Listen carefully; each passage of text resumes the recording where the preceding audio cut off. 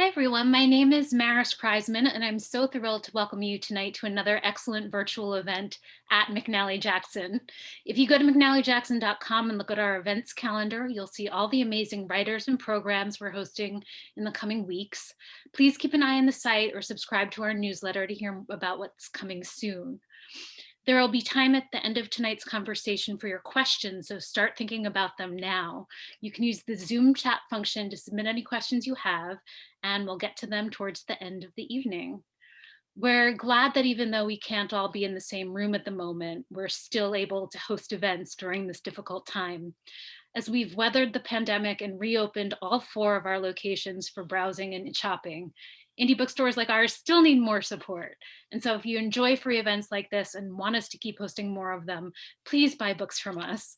Throughout the evening, I'll post links in the chat to buy Let's Get Back to the Party from McNally Jackson. And we're so thrilled to celebrate the publication of Let's Get Back to the Party by Zach Salih tonight.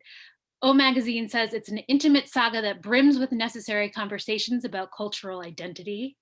Zach Salih lives in Washington, D.C. His writing has appeared in Crazy Horse, the Chattahoochee Review, The Millions, The Rumpus, and other publications. This is his first novel. And tonight he is joined by Matt Ortile, who is the author of The Groom Will Keep His Name, an essay collection about sex, power, and the model minority myth, published by Hachette. And I think Matt and Zach are just gonna chat a little bit, and then we'll get to hear Zach read a little later. Yeah, yeah. Thank you, Maris, and thank you to everyone at McNally Jackson. It's just incredible the work that you and other indie bookstores have been doing, especially over the past year. You all have certainly kept me very sane. So thank you very much, and thank you for having me. And Matt, it's very nice to meet you. I know absolutely nothing about you other than your wonderful essay collection and some of the other essays that you've written. So it's very nice to meet you. Well, likewise. I mean, it sounds like you're the one moderating this. This is about you, please. So let's just give a little bit, even though it's just the two of us right now. So let's give you a round of applause. Thank you. Congratulations. It is a beautiful book. I had the privilege of blurbing it as well. I remember when your publisher reached out last year, I was so excited. He pitched it to me. I said, absolutely, yes. And so it did not disappoint. And now I wish you all the accolades and the good reviews and the good jujus out there. Thanks. I will take them. Yeah, especially now. I was thinking a lot about this lately because, and we were just talking a little bit about pandemic. Let's acknowledge the elephant that's been in the room for almost a year now. Mm-hmm. It'll almost be a year in, for me, was March 15th. That was the weekend I started isolating. When did you? I'm guessing probably around the same time. I wish I knew the exact date that things started shutting down here, but I think I want to say especially when it got because it got really bad in New York first. Yeah, us first. And so I think that was when it started getting really serious here. And then I just remember there would be and I've grown up in this area, so I'm from Northern Virginia, DC, Southern Maryland. It's all kind of connected into a larger metro area. And so I remember when, the first cases would pop up. You'd see them popping in New York City, you'd see them out west, and then all of a sudden they came to DC. Unsurprising, of course. And that's just kind of when stuff got real. Yeah. I was going to ask you, so when that first week or first weekend where you were isolating at home, do you remember where you were with the book in particular? The book, thankfully, was finished. Okay. The book was finished. The publication date was set, I believe. So I suppose I was very fortunate in that regard. I had other projects that I had kind of just started, so I had all that stuff to keep me busy. But and you obviously don't want to be glib because there's so much suffering going around. But but in terms of the specifics that we're talking about this book, then yeah, it didn't interrupt it at all. That's good. That's good. I mean, that's definitely I mean, similarly, last year, like at that point, I was just prepping for the launch of mine in June, but then it was like we were starting to figure out, oh shoot, like events and things. So again, thank you to folks like McNally and Maris at McNally for having us here tonight. Yeah. Did you have events planned, or Yeah, it was? we were planning on spaces already, so we were in that Yeah. kind of cusp where like the Strand had to figure out like what, how do we do a virtual event? What is a Zoom? So Yeah. and And now, I don't know what your experience has been like, but speaking about my own experience, not just as a writer, but as a reader and someone who attends these events, right. it's been really great, for lack of a better term, because there have been so many events that I've been able to attend that geographically I wouldn't be able to, right? Exactly. So in that regard, it's kind of been a perverse sort of blessing, I suppose, that it's opened readers up to all these events that otherwise, for other reasons, they just would never be able to Totally. attend. Borders feel less real, but also all the more real in light of everything that's happened. Yes, and I wonder if I mean, I suspect. I mean, I suspect that these kind of events are here to stay in some regard, or at the very least, they're going to expand the way that indie bookstores like McNally Jackson can promote events and share books and authors with readers. So Yeah, I think there'll always be a sort of virtual component. And I think that this segues us into the next bit, which is everybody from next around bit. the world has the opportunity to hear you read a little bit from Let's Get Back to the Party. Yeah. So I'll make it easy on everyone. I'll start from the beginning. There is a passing comment, maybe about a third of the way in the book, about angry gays versus sad gays. And so each of the main characters kind of in some regards embodies these kind of very overwhelming emotions. So because it's a Monday, I think I will start with the sad gay, whose name is Sebastian, which is also coincidentally the beginning of the book. So I'm just going to read for maybe like 5 minutes, and then we'll see how it goes. So there's not much you need to know, other than the book begins in the summer of 2015 at a wedding. And actually, funny enough, I know that your essay collection begins. The first essay in that collection talks about not only weddings but suits. So, kind of preparing for this, that was my other plan in choosing this excerpt. So, all right. So this is Sebastian. He arrived at the wedding dressed for a funeral. Sharp black suit, shiny black shirt, skinny black tie, polished black boots. Black hair cresting over black sunglasses in a hokusai wave. I turned away from the grooms and watched him tiptoe to an empty back pew on the opposite side of the aisle. Oscar Burnham. I hadn't seen him in 10 years, but underneath that violent head of hair, bowl cut when we'd first met as children, shorn in rebellion when we'd last met as undergraduates, was the same slim boy, slipping inside the ceremony like a snake. Would he remember me? Probably not. After the service, I stepped out of the church into the haze of another high Washington summer. I searched the crowd for Oscar but couldn't find him, as if he just floated in and out of the wedding, briefly, like an errant leaf or a ghost. At the foot of the church steps, under a full tree draped in white ribbons, someone laughed. I heard a photographer attack the wedding party back inside. Loving it, the photographer said. Give me more. Cocktail hour. I lingered outside with a beer. Guests milled around the back lawn and garden of the Georgetown estate. Bar tables swaddled in white cloth and crowned with swollen floral arrangements dotted the clipped grass. Beyond that, in a brilliant patch of sunlight, the grooms posed for more photographs. Smiling, hugging, kissing, whispering, chucking their chins, nuzzling their noses.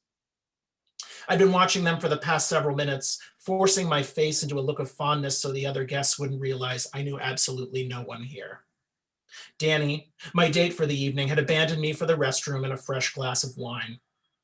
There was nothing for me to do but stand there and sip, smiling at the people who passed by, at the couple out on the lawn, trying, unsuccessfully, not to dwell on my own recent uncoupling.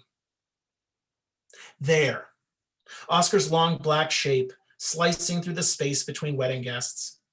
It paused at the opposite end of the massive stone porch, leaned against a wrought iron balustrade, watched the grooms. No, he was no phantom. He was here, occupying physical space. To look at him, you'd think Oscar was in danger of being blown off the porch by the slightest breeze. He was so slender. He reminded me of something by Egon Schiele, tall, lanky, otherworldly. With his eyes hidden behind those sunglasses, Oscar's gaze was mysterious, unreadable. He was all body, no expression. I think that's good. Yeah, okay, all right. Well, thank you so much. That's more fun. No, for sure. I mean, like, actually sets me up for one of the questions I was most eager to ask you. Okay. So obviously it's already such an amazing kind of, you're dropped into, so we'll talk character and sort of storytelling here. The way that you're immediately dropped into Sebastian's point of view, you immediately, and I talked about this when I blurbed your book, because I thought it was just one of the things that I really took away from it, was this kind of lens of the artist and the art historian that you're able to bring to the character. You know, the mentions of Hokusai, Sheila, Fragonard, and I mean, it's hilarious because I remember when you made that reference to Sheila, I was like, oh my God. And I had to like look up again what these paintings look like. And I was like, I know at least 10 gay men who look like an emaciated Austrian subject. It is. Yeah. With like the wild bushy hair. Yeah. Oh, absolutely. Yeah. Like that is an undergrad boy, like took, you know, women's studies freshman year and thought he was the shit. Like you're immediately able to give this shorthand to your characters. Yeah. So you don't spend so much time like describing them, but because you're able to give these such sharp and incisive notes about who they are as people, the book feels like such a pleasure and a joy to read because it's just straight. You're not belaboring anything. The pacing is so wonderful. So my question here is then, what drew you to that perspective, to that point of view? Again, it's that framework of seeing the world. What drew you to that? Well, I think a lot of that, Matt, and thank you for noticing that. A lot of that stems from the fact that Sebastian, the character, is an art history teacher, and so this is his career. And so for me, one of the fun ways was in creating this character, thinking that, wow, what an interesting way to perceive the world through artwork, not only comparing the things that he sees to artwork, but also using artwork. And there are various passages later in the book that exemplify this, using artwork as a way to kind of, I wouldn't even say digest, because I don't think he's mature enough to digest the past, but maybe to chew over it. Yeah. And to chew over his own personal memories. So a lot of that just kind of stems from his own background and really gives the reader a sense of how this particular character perceives the world. That, and I have a kink for literature that mentions artwork, and I like going and looking it up and kind of having my own images and intuitions about a scene or a character kind of confirmed. So I suppose I was a little bit selfish in that regard and doing that as well. It must have been super fun, because I feel like as writers, one thing that we get to do when we sort of write from another character's perspective is that we don't have to see the world just as writers. And very often, like when writers, novelists write about writers, I'm not trying to like shade Andrew Sean Greer, but it's like when you're a writer writing about writers, it's kind of like, I'm here again, you know, but like you have the opportunity in fiction to kind of place yourself and to see the world through literally another person's eyes. Like, absolutely. So like, I'm excited to see like in future, I think one of the funny things, a friend and I always talk about this, is like, when we're writing characters, like what kind of jobs are there other than writer? It's like, yeah. Well, it's funny you talk about jobs, because someone asked me, I think they asked me at another event, or maybe this was just kind of in private, but this idea that everyone in Washington, D.C. is somehow connected to or works in politics. And I actively wanted to counteract that, because so many of my friends and so many of the people I know just have the same kind of jobs that you would find in any other part of the country. They're teachers, they're doctors, Not everyone is linked in some way to politics, and so I thought that made for a kind of refreshing angle on characters who kind of live and work in the city. That, and also I have no real personal connection to politics other than an armchair consumer like everyone else. So yeah, there were I guess there were certain kind of cliches about what it is to live and work in the nation's capital that I kind of subtly wanted to counteract in this book, and so chief among them are the professions of the two main characters. So Sebastian teaches art history and AP English, and Oscar is a graphic designer. So yeah, you write so beautifully about these characters and the context in which they live, and one of that being DC, your city, and then as well this very specific time period, right? Like,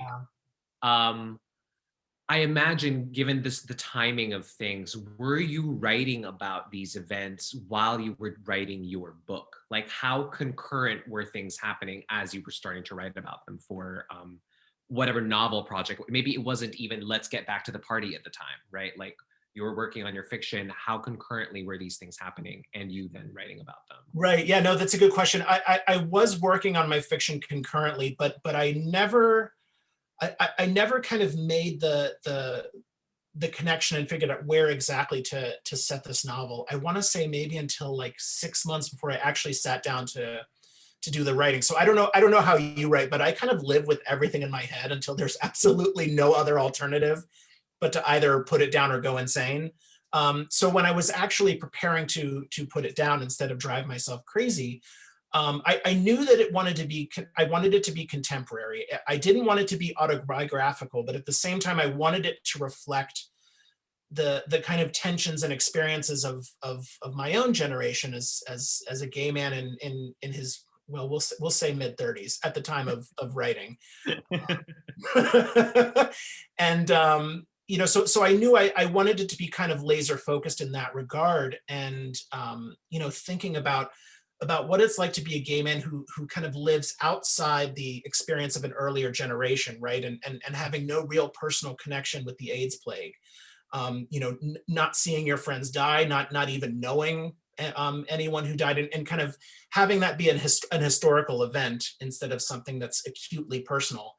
And then on the opposite end, like seeing all this increased visibility and feeling honestly quite miffed that like I didn't get to enjoy any of that. So thinking of what it's like to kind of be suspended between these two poles, when I had the very kind of dark realization that the Obergefell ruling and the Pulse nightclub shooting were exactly a year apart, it really just made a very sad but very potent sort of sense to use that year kind of suspended between this moment of very public joy and this moment of very public trauma, and use it as a kind of laboratory in which to really explore how these two characters are coming to terms with their particular relationship with themselves and with the history and the future of their community. No, totally. I think it's that way that it's hyper focused is actually really helpful. I wonder too, like, did that help in the process versus like thinking about a novel that expanded, that perhaps did touch on earlier generations? Like, how did narrowing the scope of the events help or hinder the writing process? Oh, that's a good question. Well, it certainly helped in the sense that I didn't feel like I had to do as much research as I feel like an intergenerational novel would have demanded, specifically because my goal early on was that even though I was touching on characters and experiences that kind of fall outside the kind of generational demographics of the two main characters, it was all still perceived through the lens of a 30-something gay man, right? So, so I certainly, researched a lot of images and read articles and books about the plague years, but but I didn't want to go too deep, not out of a sense of not wanting to do the work, but I wanted to retain this kind of distance, and this kind of lack of, well, I think in one character's case, it is just a lack of historical awareness. So I still wanted to perceive the past and the future of the gay community in a sense through my own admittedly biased 30-something lens. So No, I'm actually, I think it's such a, it's refreshing. I think the book overall, because so much, I think even the kind of queer LGBT texts that we see now, thinking of It's a Sin, right? The new Russell Baby yeah. show, like again, very AIDS crisis era. Thinking about Tales of the City a couple years ago on Netflix when it came back, like again, very intergenerational. And to your point, I think more attention needs to be paid to some of these more contemporary topics that we're living as, that we're currently experiencing. But then Yeah. now at the same time, my next question for you, let me just double check. Yes, it's right there on my list.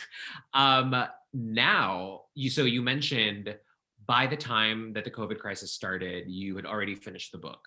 Yeah. I wonder now, a year into our pandemic, if suddenly what you were writing as a very contemporary novel suddenly feels like historical fiction. Because sometimes like reading through it, it's like, let alone a wedding, you know, like gathering, like going a literal party, like it all feels like archaic artifacts of some bygone era. How do you negotiate now the book's kind of conversation with the present moment that's constantly changing? Yeah, I mean that's a very surreal instance where it feels like the entire universe is your own publicist, and somehow like crafting this new kind of layered meaning for your book that you never intended. Yeah. It Yeah, it is historical fiction, I guess, in a sense, through no choice of my own. Yeah. Both kind of literally chronologically, and then also I feel like very emotionally, and very psychologically, whether you're talking about the Trump administration and all the rollbacks on queer rights that those years saw, or whether you're talking about the pandemic. There's just this constant need to want to return to an earlier time that I think is just incredibly human. Oh yeah. None of us really seem happy with where we are. Like, we either want to go into the future, or we either want to, go back to an earlier time. We So didn't realize how good we had it. Yeah. yeah, there's this constant love affair with the past, for better, or for better or for worse. And so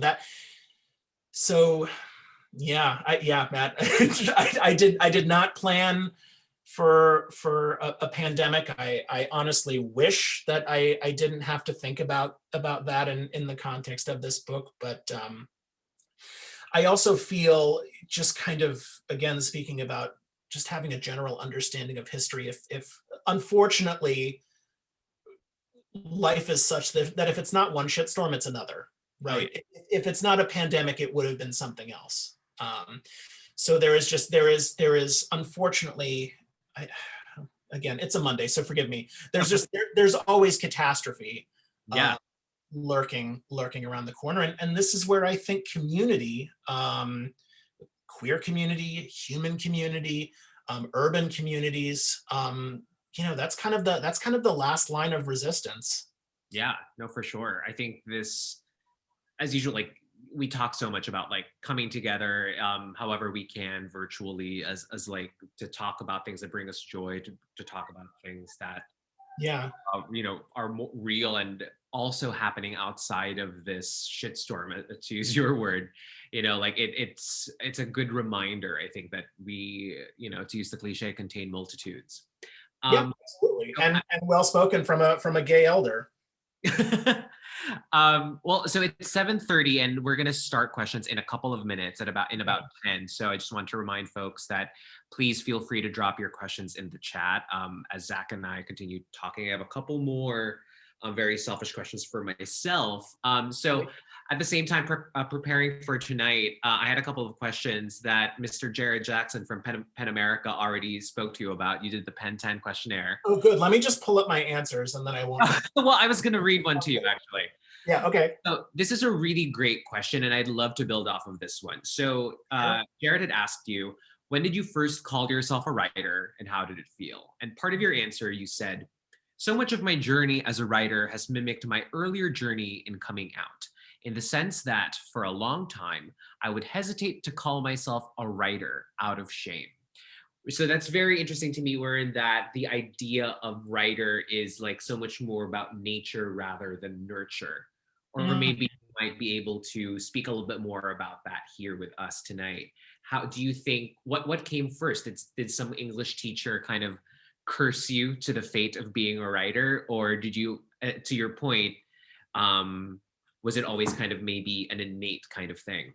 Yeah, I don't know. I mean, I suppose perhaps unlike sexuality, it is both nature and nurture. Nature in the sense that, I mean, my parents are incredible readers. Like, I was a voracious reader growing up. There were books all over our house. It was the act of reading was never something to consider as strange. It was as natural as watching television.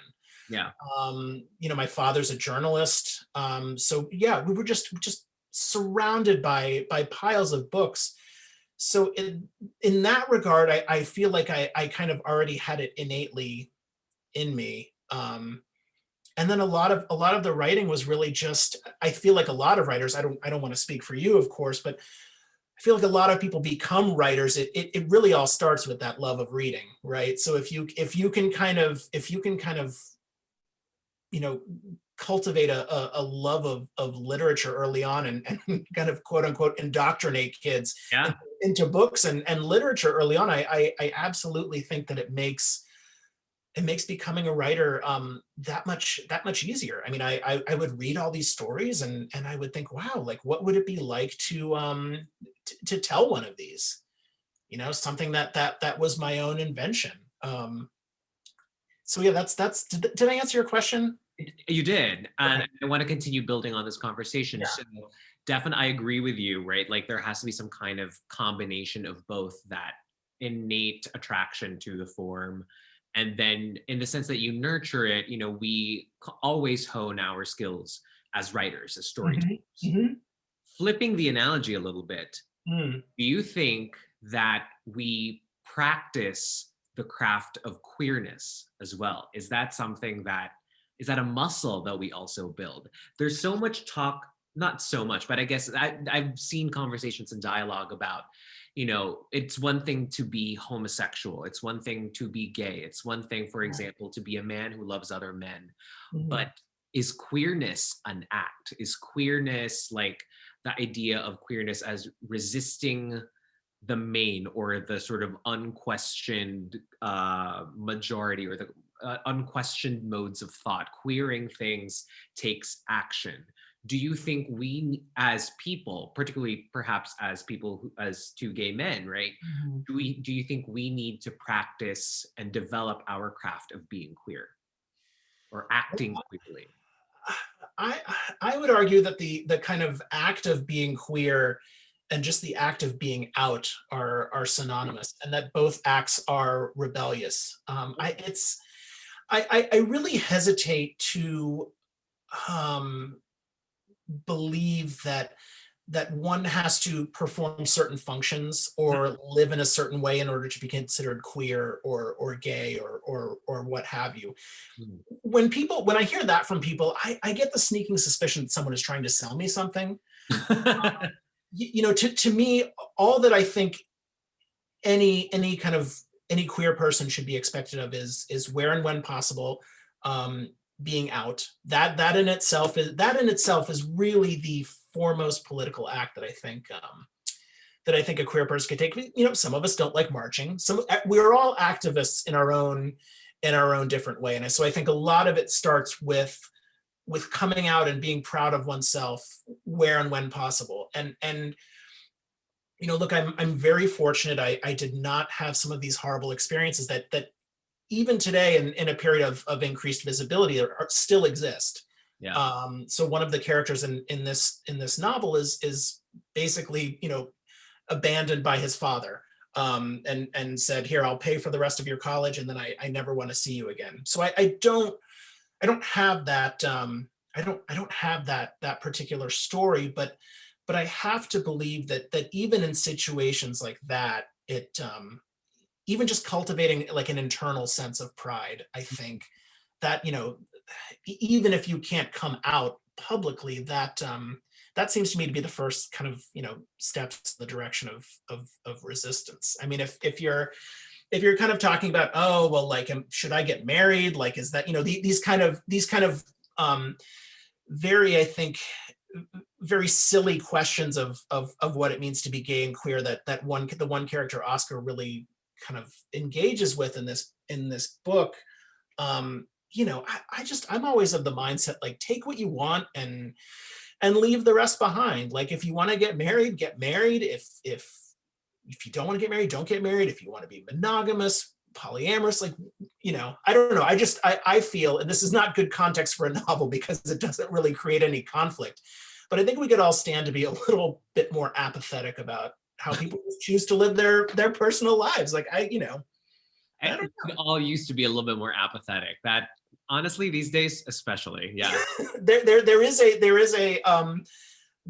a responsible sense of apathy that I think it takes work. One has to cultivate it. That's what you develop, the craft of apathy. Totally. Well, just leaning into a little bit to this idea of visibility, and after this question, please, folks, if you have questions from the audience, we'll take them. But again, just sort of zooming out, congratulations on a fantastic cover. Oh, thanks. Well, it all starts with how you look, right? So, well, yeah. I mean, I'm thinking of like visibility you mentioned, like essentially this book is very out. Like, look at that book behind you. That is a very out book. Yeah. Go ahead. I was gonna say, I have no idea who this gentleman is, but he should be very proud of himself. Oh, absolutely.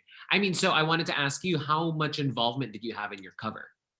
I had involvement in the sense that, and this is one of the wonderful things about working with an independent press like Algonquin Books, is that they were very open to hearing my ideas for like the ideas that I had for a cover, which I feel like can probably understandably so make some publishers very leery. Yeah.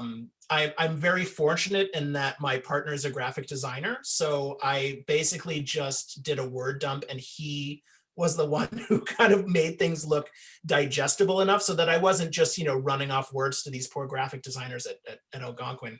But this was actually just a total surprise. It was unlike anything that I had thought of or expected, and it's just you just see it, and it's just like, well, how could it be anything else? And you look at that face, and I feel like it captures so much about what this book is about. And so it was designed by an artist named David High. And I feel like in a lesser designer's hands, it could have just turned out really kind of sappy and silly. But there's just something uncanny about it, and so I had nothing to do with it, but I'm very proud to be sitting next to this gentleman. No, it's very, very beautiful. And I remember when I first saw it, when I got this very thick advanced reading copy. It wasn't even the galley. What is that? I know, it wasn't even the proper galley yet. I think it's essentially your proofs, Zach. Look. Oh, wow. Look at that. Yeah. But I mean, it reminded me of Joseph Cassara's House of Impossible Beauties, if you remember that cover too. I remember that. That book is so good. Yeah, exactly. So I think, again, both are very queer covers in the most beautiful and joyful and loud senses of the word. It's just so cool. And I'm really excited for people to see it in stores and while they're browsing with their masks on, to pick it up and take it home and have a fun time reading it as much as I did. Congratulations. Thanks, Matt. Thank you very much. It's very kind of you. So on that note, it's 7:40. Our run of shows said 7:40 means Q&A. So Okay. please, any questions from the audience? If you'd like to share it in the chat, please do, or let us know if you'd like to ask it in person, because I don't believe you guys can unmute yourselves. But yeah, let's see. What have you got? Or maybe there might not be. There's a Sarah. It's okay. I never ask questions at any of these either, so I feel like I can't. Who am I to to complain? There's also a Sarah in here. Is this Sarah any relation? Yeah, probably if it's the same last name. Yeah, it's probably my younger sister. Oh, hi, Sarah. Yeah, no, it is.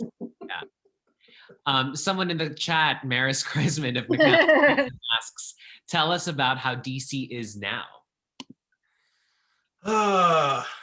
Maris, I'm assuming you mean post-insurrection. Well, we were talking about this earlier in the green room that DC now kind of feels like I called it like it's like Diet Obama, in the sense that when Obama came to DC in 2008, I mean, it was just incredibly, there was just such a huge sea change. And then so after the last 4 years, the less said about that, the better. You know, now we have President Biden, and so there's slowly like you're feeling some of that energy come back into the city. Obviously, it's very hampered by the pandemic, but people are already flocking to restaurants where, you know, Joe and Joe Biden go, and that's something that we haven't seen in quite a while. So that's very refreshing. Another thing that's very refreshing is just not having to care about politics every single day. It's nice to feel somewhat disconnected, and insurrections aside, to sometimes feel like just any other American city, minus the fact that we could stand to use with some representation in government. But I'm a DC resident, so that was my official plug. I had to. Yeah, I had of course. to say that. Thank you for that, Maris. There's another question in here from Hansel Huang. What was the last, in quotes, queer book you read and loved? Hansel, the last queer book that I read and loved, I would say it would be The Beauty of Men by Andrew Holleran, who I had not read any of Andrew Holleran's works before then. And so I personally am a sucker for melancholy gay men, but melancholy narrators in general. And so I just absolutely was swept away by this voice. And I know that he has another book out called Grief, which is about another kind of melancholy narrator in Washington, D.C. So I feel like that book is meant for me, and is probably the book that I should have written instead of this one. So I'm really looking forward to that. But I would say, yeah, that was probably the last queer book that I read that I still think about, right? There are books we read, there are movies we watch, music we listen to, and then there's the stuff that kind of lingers with us for months after we've watched it or experienced it. And I would say that is that one for me. Did you never get to read Dancer from the Dance?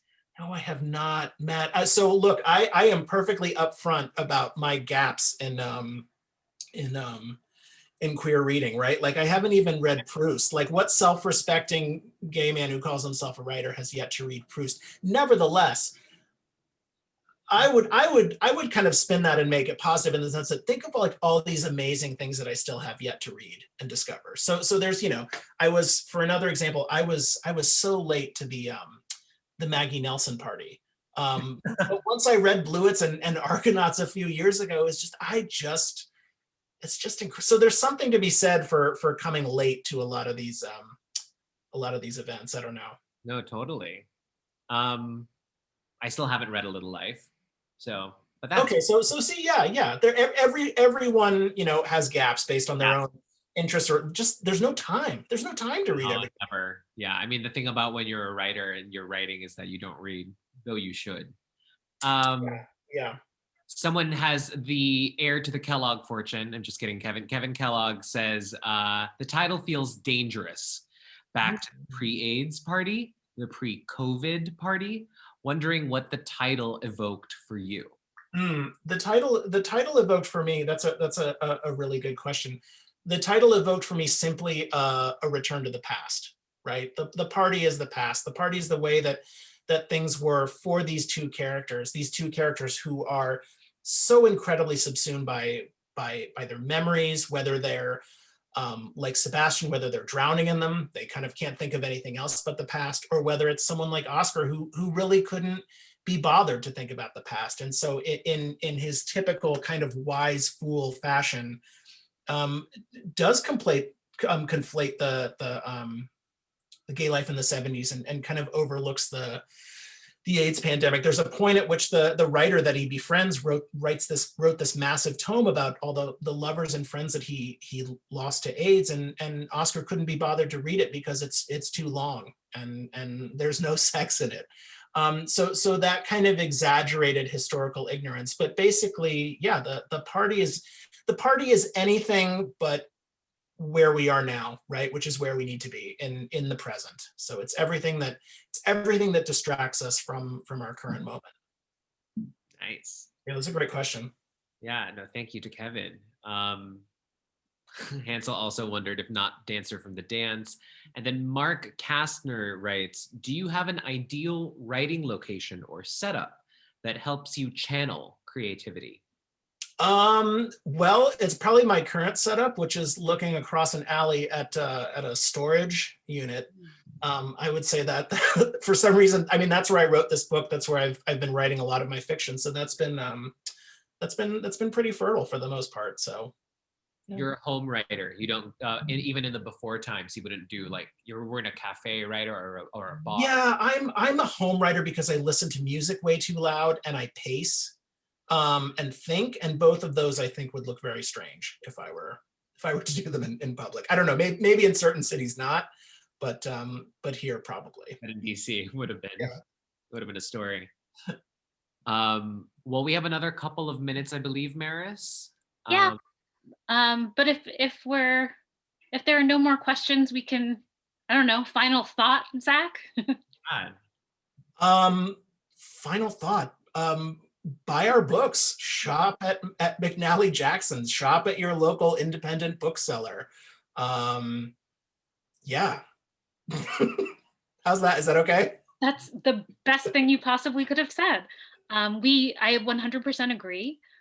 Zach, congratulations, and thank you so much, Matt. And this has been such a lovely evening, and thanks to all of you who came out.